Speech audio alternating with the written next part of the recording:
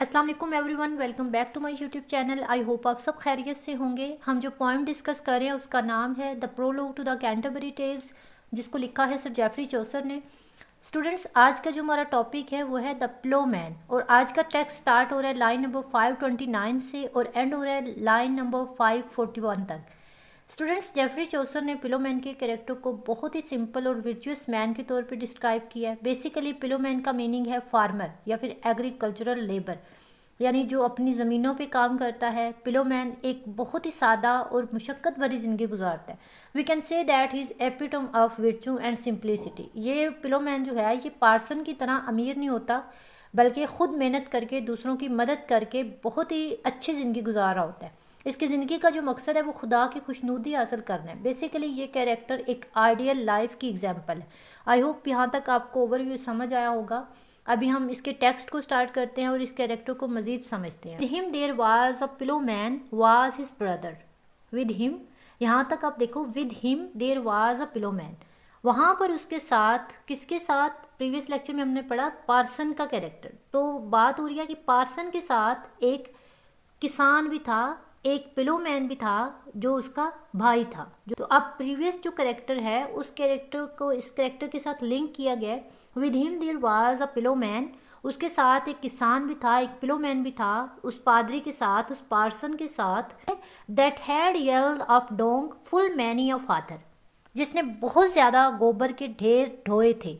Yield of Dong का मतलब है गोबर के ढेर ढोना, ठीक है। पिलोमैन ने बहुत ज़्यादा गोबर के ढेर जो थे वो ढोए थे। अ ट्रू सेविंकरी and a good was he, वो एक सच्चा मेहनत कश और नेक इंसान था। सेविंकरी का मतलब होता है मेहनत कश, यानी मेहनती इंसान था। Living in peace and perfect charity, वो अमन और मुकम्मल खैरात की ज़िंदगी गुजारता था। लिविंग, ये यहाँ पे लिविंग का मतलब है लिविंग, LIVING, ठीक है। पीस मीन्स PEACE, पीस यानी अमन की ज़िंदगी, और मुकम्मल खैरात की ज़िंदगी गुजारता था। परफेक्ट चैरिटी का मतलब है मुकम्मल खैरात। पीस मीन अमन। God loved he best with all his whole heart, वो खुदा से पूरे दिल से मोहब्बत करता था। होल हार्ट का मतलब है पूरे दिल से। गॉड लव ही बेस्ट, वो खुदा से पूरे दिल से मोहब्बत करता था। एट ऑल टाइम्स दो हिम गेम्ड एट स्मार्टे, हर वक्त चाहे वो खुश हो या फिर दुख में हो। अब यहाँ पे इन लाइन्स में बताया गया कि ये जो पिलोमैन था ना, बहुत ही मेहनत कश इंसान था। इसकी मेहनत को दिखाया गया, बताया गया कि ये किस तरह की लाइफ गुजारता था। जब भी जो भी टाइम हो, यानी खुशी का टाइम हो या दुख का टाइम हो, ये पिलोमैन जो है ये खुदा को याद रखता था। गेम्ड का मतलब होता है दुख का टाइम हो, या और स्मार्टे का मतलब है खुशी का time. Then his neighbours right as himself, और अपने पड़ोसियों से ऐसी मोहब्बत करता था जैसे अपने आप से मोहब्बत करते हैं। स्टूडेंट्स, आप देख रहे होंगे कि ये जो कैरेक्टर है ये भी पार्सन के कैरेक्टर की तरह बहुत ही आइडियल कैरेक्टर है और एक आइडियल लाइफ की एग्जांपल है। ये जो पर्सन था पिलोमैन, ये अपने नेबर्स से इतनी मोहब्बत करता था जितनी वो अपने आप से करता था। He wore thresher and there to deck and dale, वो दाने को कूटता, ज़मीन खोदता और खंदक बनाता था। यहाँ पे बात की गई है कि फसल उगाने की, कि वो फसल को किस तरह से उगाता था। डेक का मतलब होता है खोदना, खंदक खोदना।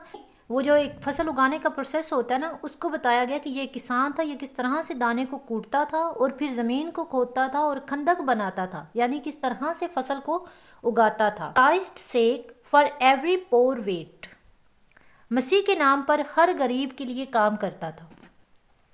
ये जो पिलोमैन था ना, ये जो भी इसको अपनी हेल्प के लिए बुलाता था या इसको कहता था कि आके मुझे काम करवाओ या मेरी हेल्प करो, तो ये पर्सन जो था ये मसीह के नाम पर गरीब के लिए काम करता था। पुअर वेक का है गरीब के लिए काम करना, ठीक है।